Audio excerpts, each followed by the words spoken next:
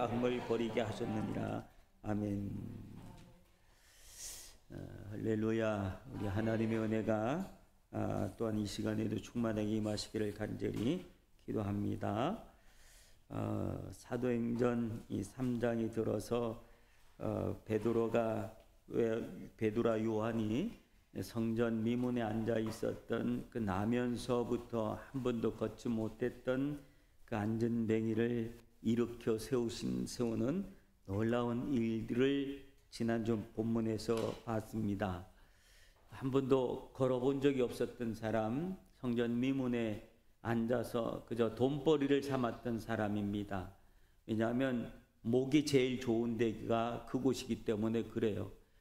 구걸을 하거나 누군가에게 긍휼을 얻길 원하는 사람들은 목이 좋은 데 있어야지 많은 이 돈을 받을 수가 있고 얻을 수가 있는 거죠. 그래서 목이 얼마나 중요해요. 장사를 했는데도 그 가게가 어느 위치에 있느냐에 따라서 가게가 이 가치가 달라져요. 이 길 건너하고 길 건너지 않은 위치하고 길 하나 건너는 사이인데도 야증이 다르더라고. 위치가 다른데 똑같은데 이 야증이 달라요. 왜냐하면 사람들이 오가는 길목이 있는 곳과 똑같은 장소라도 사람이 오가는 데가 적은 데는 벌써 가치가 틀린 거예요. 그런 것처럼 이 오늘 구걸을 하는 사람에게서 제일 좋은 위치는 그저 하나님을 예배하러 올라가는 사람, 거룩한 마음을 가지고 경건한 마음을 가지고 하나님 예배하러 올라가는 그 사람들이 많이 지나가는 그 골목, 그 자리에서 구걸을 하면 사람들이 하나님 앞에 가는데 내가 착한 일을 하고 올라가야지, 선한 일을 하고 올라가야지, 그래야 하나님 앞에 예배할 때 하나님이 내 기도를 더 많이 받아주시겠지 하는 그런 기대 심리가 있기 때문에 그 심리를 이용해서 이 성전 미문에 앉아서 구걸을 하던 사람이었다. 구걸하던 사람.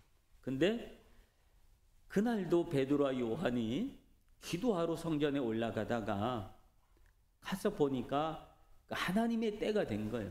맨날 그 앞을 지나다녔는데도 그때는 눈에 보이지 않다가 이날 눈에 보인 거죠. 그래서 베드로와 요한이 그에게 뭐라 그래요?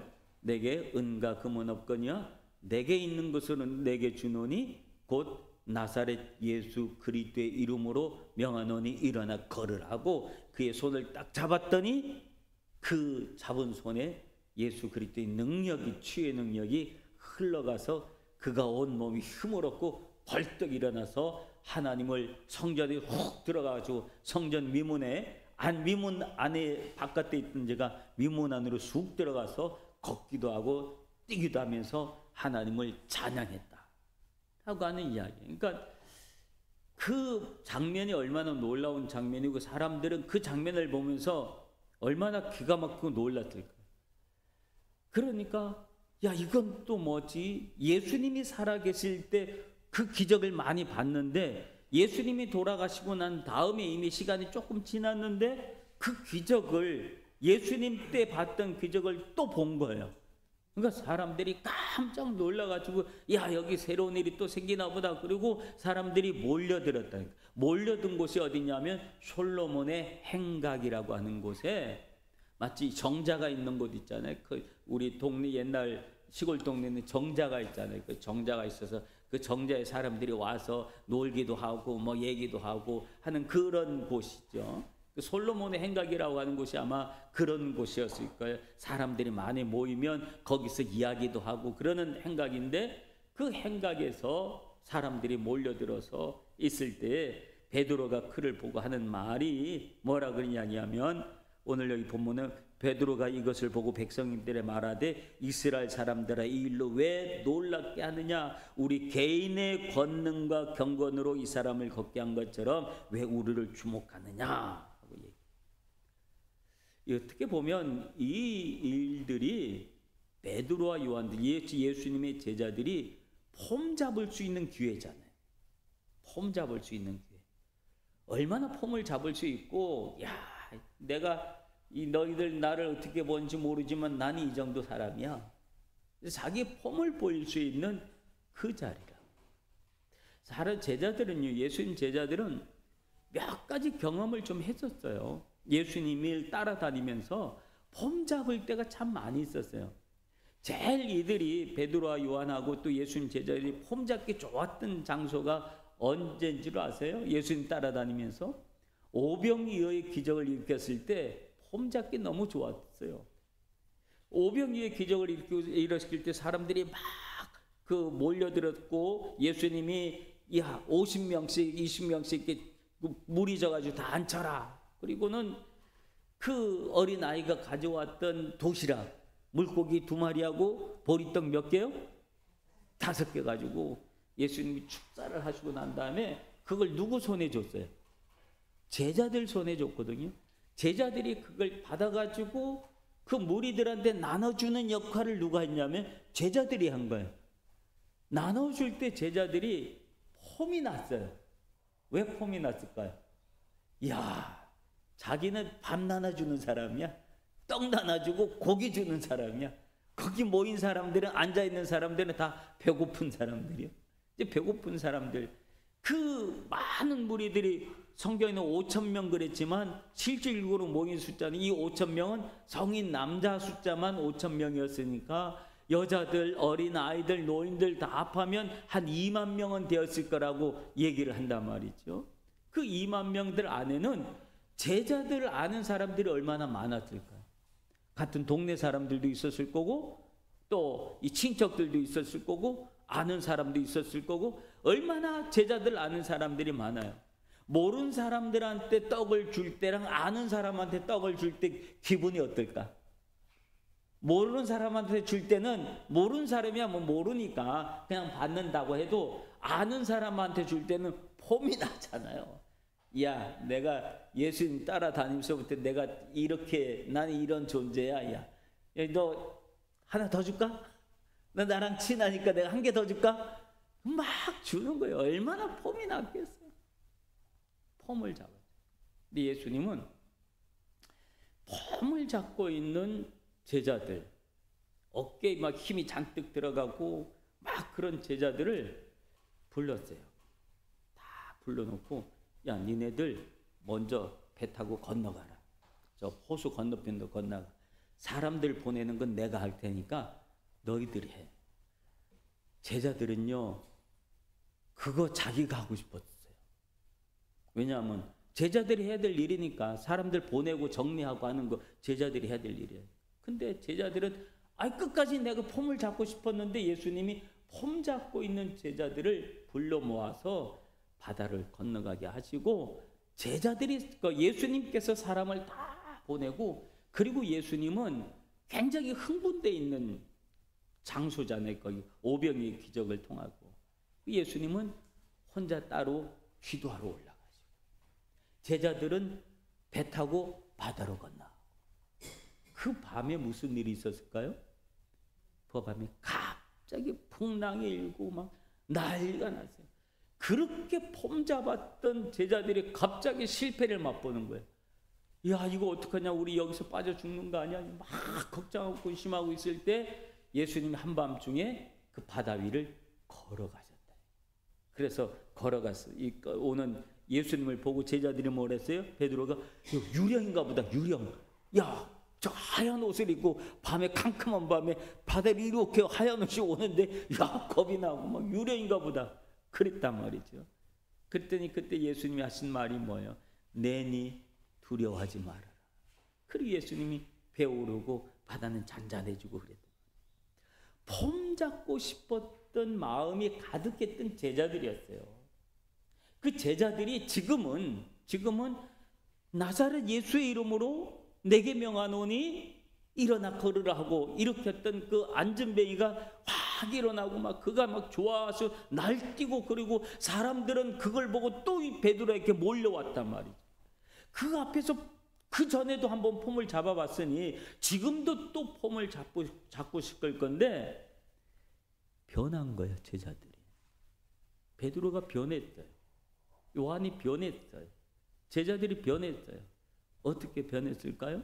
사람들한테 하는 얘기가 야, 우리가 아니야. 내가 아니야. 왜 나한테 그러냐? 내가 뭐 한 것처럼 왜 그러냐? 내가 아니야. 그러면서 모든 영광을 누구에게 돌리고 있어요? 예수님께 돌리고 있는 제자들의 모습. 변했잖아요. 그죠? 변한 거예요. 여러분, 우리가 어떤 일들이 있을 때 그 모든 영광을 우리가 하나님께 돌려야 되는데 영광을 가로채는 사람들이 있어요. 영광을 가로챈다는 것이 뭘까요? 내가 한 것처럼, 내가 힘이 있어서, 내가 능력이 있어서, 내가 뭐 가진 것이 있어서 한 것처럼 하면서 자기 얼굴을 드러내고 자기 이름을 드러내고 하는 것들이 뭐냐면 영광을 가로채는 거예요. 누구의 영광을? 하나님의 영광을 가로채는 거예요. 우리는 주님의 일을 하고 주님을 섬기면서 하나님의 영광을 가로채는 일을 하면 큰일 나는, 영광을 가로치면 안 돼요. 그래서 우리는 어떤 일이 조금 더 잘 돼갈수록 더욱더 어떻게 되냐면 겸손해야지. 더욱더 겸손하고 더욱더 낮아져야 돼. 그래서 이 모든 영광은 하나님께, 이 모든 영광은 하나님께 하면서 하나님께 영광을 돌릴 수 있는 사람들이 돼야 돼. 우리는 언제든지 깨질 수 있는 사람이라는 사실을 알아야 돼. 깨질 수 있는 사람. 고린도후서 4장 7절에 보면 우리가 이 보배를 질그릇에 가졌으니 이는 심히 큰 능력이 하나님께 있고 우리에게 있지 아니함이니라. 그래요.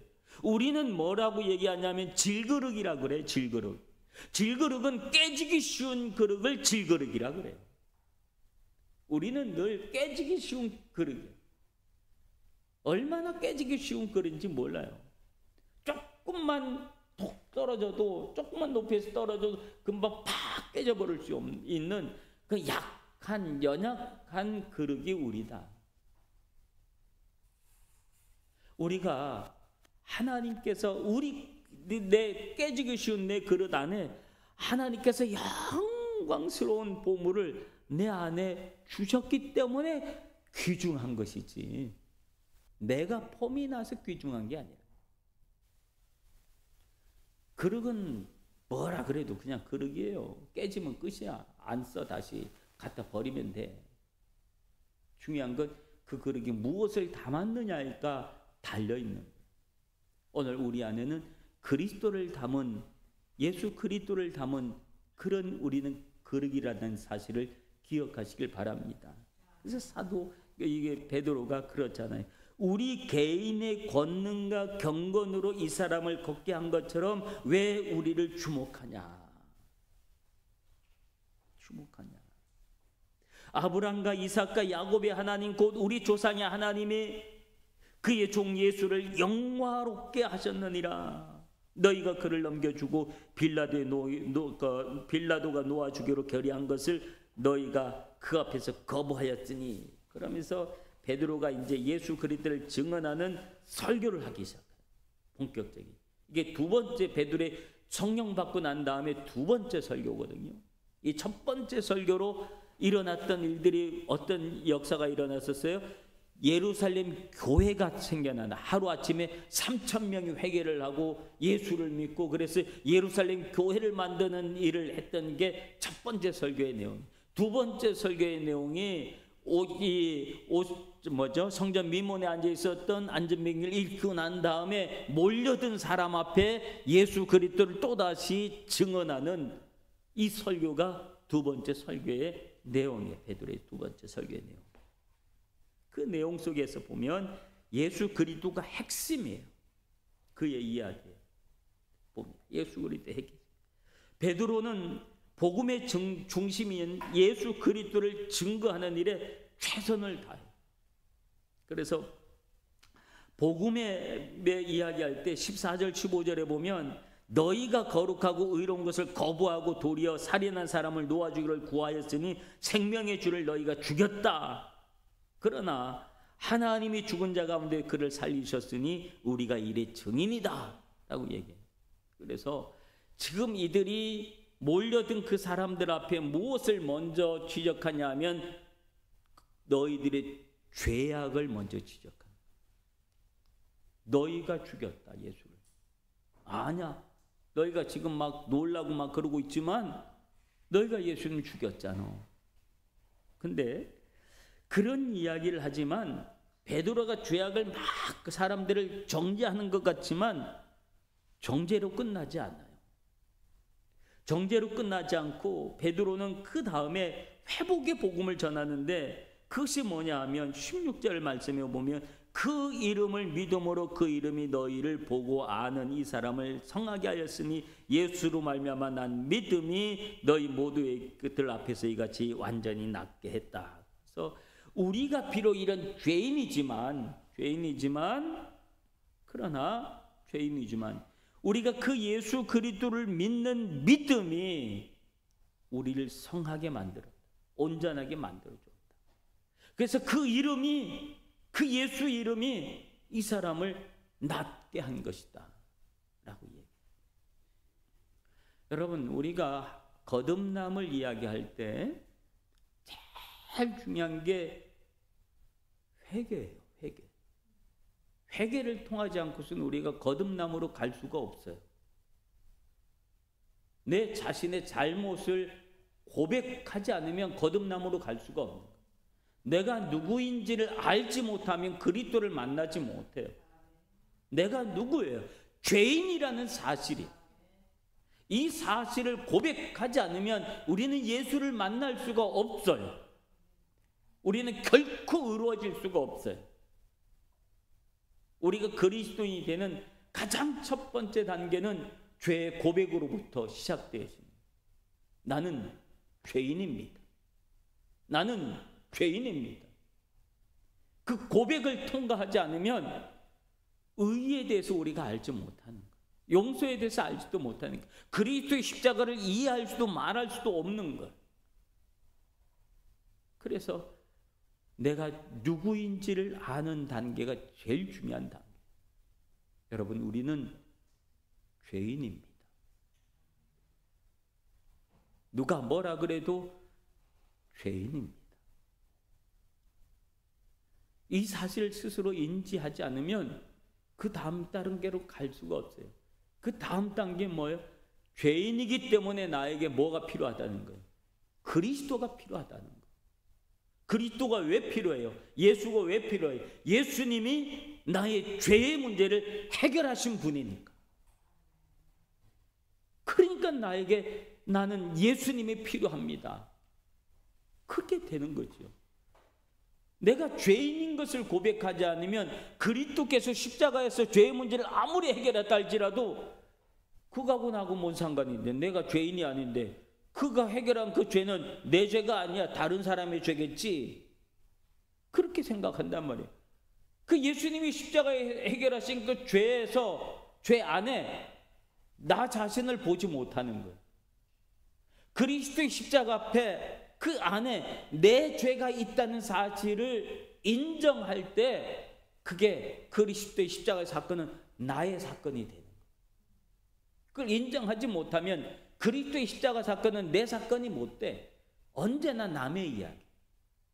언제나 남의 이야기고 다른 사람의 이야기지, 아이 그건 나하고 상관없어, 그렇게 되는 거예요.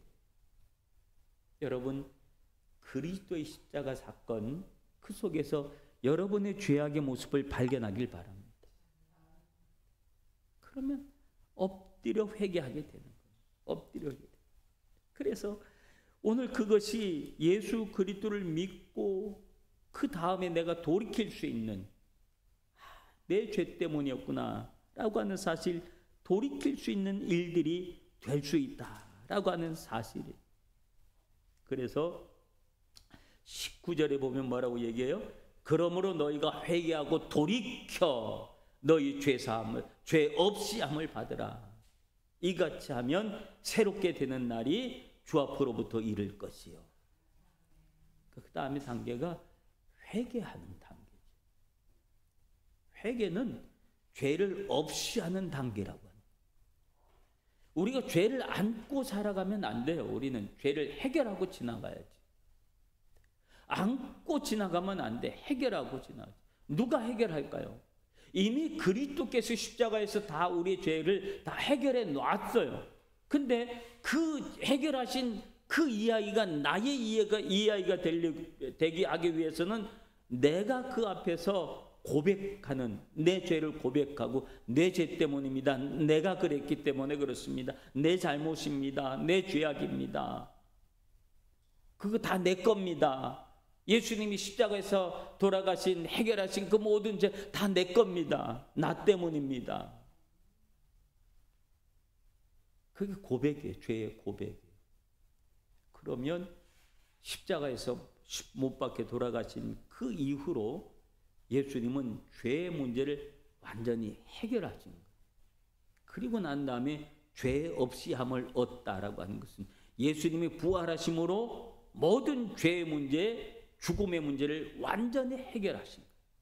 그래서 우리는 부활의 주님을 만날 수가 있고, 그 부활의 주님을 만난 그 순간 우리는 온전히 거듭난 모습으로 새로운 삶을 살게 되는 것이죠. 오늘 여기 보면 너희 죄 없이 함을 받으라. 우리가 죄 없이 함을 받는 그 순간, 십자가는 예수님이 십자가 사건에서 끝난 게 아니에요. 십자가에 매달려 돌아가신 것으로 끝난 게 아니에요. 그 다음이 없으면, 즉 부활이 없으면, 그 십자가에서 못 박혀 돌아가신 것으로 끝이 났다고 한다면 우리 죄의 문제는 해결이 되질 못해요. 죄의 문제가 해결된 것은 그 자리에서, 그 죄악의 자리에서 죽은 것으로 끝나는 거죠. 다시 살아남으로 우리가 다시 사는 것. 그 십자가의 사건은 그거예요. 그래서 우리의 십자가에는 예수님이 달려있는 십자가가 아니에요. 이미 내려오신 십자가이십니다. 우리에게 그저 상징으로 이 십자가를 통해서 우리 죄의 모습을 확인하라고, 인식하라고. 그래서 우리가 십자가를 다는 거예요. 십자가를 볼 때마다 그 속에서 누구의 죄를 기억하라고 하는 거예요? 내 죄를 기억하라고 하는 거예요. 그 십자가가 우리에게 그런 거예요.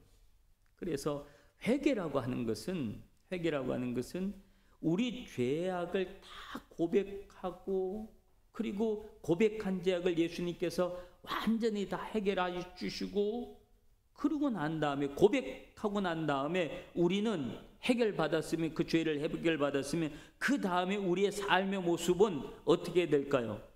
그와는 상관없는 삶을 살아야지 돼. 근데 해놓고 또 하고, 해놓고 또 하고, 해놓고 또 하고, 계속해서 반복된 삶을 살면 그건 회개하는 게 아니야. 회개는 했으면 그 다음에는 돌이켜야 돼. 그 자리에서 돌이켜야 돼. 돌이키는 삶을 사시길 바랍니다. 돌이키는 삶. 그게 완전히 우리 삶의 방향을 돌이켰다고 하는 것은 하나님을 향하여 내 삶의 방향을 돌렸다고 하는 거예요. 하나님을 향하여. 세상을 향하여 내 육신의 정욕과 안목의 정욕과 이생의 자랑을 위해서 살아왔던, 그것을 바라보면서 살아왔던 내 삶의 자리가 하나님을 바라보면서 살아가는 삶의 자리로 방향을 바꾸는 거예요. 그리고 한 걸음 한 걸음 하나님의 은혜를 구하면서 살아가는 사람. 그게 회개한 자의 삶의 모습이 된 줄로 믿습니다. 그리고 난 다음에 22절부터 26절까지 있는 내용 보면 약속, 예수 그리스도가 누구냐라고 하는 이야기 속에 예수 그리스도는 약속된 메시아이시다 라고 하는 사실을 증거해요. 그래서 베드로는 모세의 예언을 이용하면서 예수님을 약속된 선지자, 그 구세주, 이렇게 그는 고백을 합니다. 22절을 보면 너희 하나님이 너희를 위하여 너희 형제 가운데 나 같은 선지자 하나를 세우리니 이는 너희는 그의 말을 들을지어다 라고 얘기해요. 이 말이 참, 너희를 위하여 너희 형제 가운데 나 같은 선지자 하나를 세운 것을, 너희가 무엇이든지 그의 말을 들을지어다. 너희를 위하여, 너희를 위하여, 너희를 위하여. 누구를 위하여? 우리를 위하여. 여기 앉아있는, 지금 베드로의 행각, 솔로몬 행각 속에 모여든 그 많은 무리들을 향하여 너희를 위하여, 너희를 위하여. 하나님의 말씀은 언제나 너희를 위하여, 즉 우리를 위한 말씀인 줄로 믿습니다. 어느 누구의 다른 사람을 위한 말씀이 아니라 너희를 위한, 우리를 위한 말씀. 하나님의 말씀을 들을 때 언제나 그런 마음으로 말씀에 아멘 하시길 바랍니다. 어떤 말씀이든지 나를 위한 말씀이지, 나를 위한 말씀이지, 나를 위한 말씀이지. 그리고 아멘, 아멘, 아멘 하는 이런 믿음의 삶을 사시길 바라요. 그럴 때 오늘 우리는 주님의 말씀을 들을 수 있는, 너희가 무엇이든지 그의 모든 말을 들을 것이니라 라고, 우리의 주님의 말씀을 들을 수 있는 여러분들 되시길 바랍니다. 날마다 아멘, 아멘, 아멘 하면서 살아갈 수 있길 바라요. 하나님은 우리에게 그것을 원하시는 겁니다.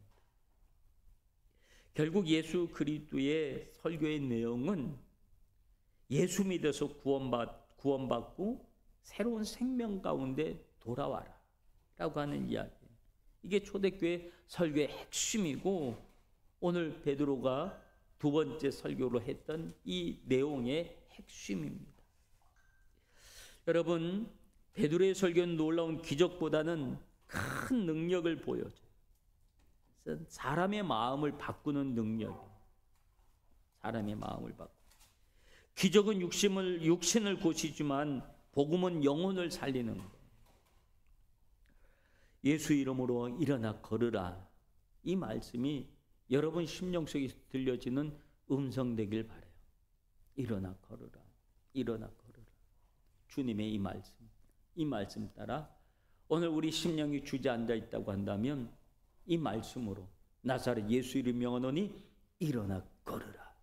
이 말씀이 여러분 심령 속에 들려져서 우리가 다시 한번 일어나서 하나님의 영광을 위해서 힘껏 걷기도 하고 뛰기도 하면서 하나님을 찬양하며 하나님의 일을 감당할 수 있는 우리 후나바시교의 모든 성도들 되시길 주님의 이름으로 축원합니다.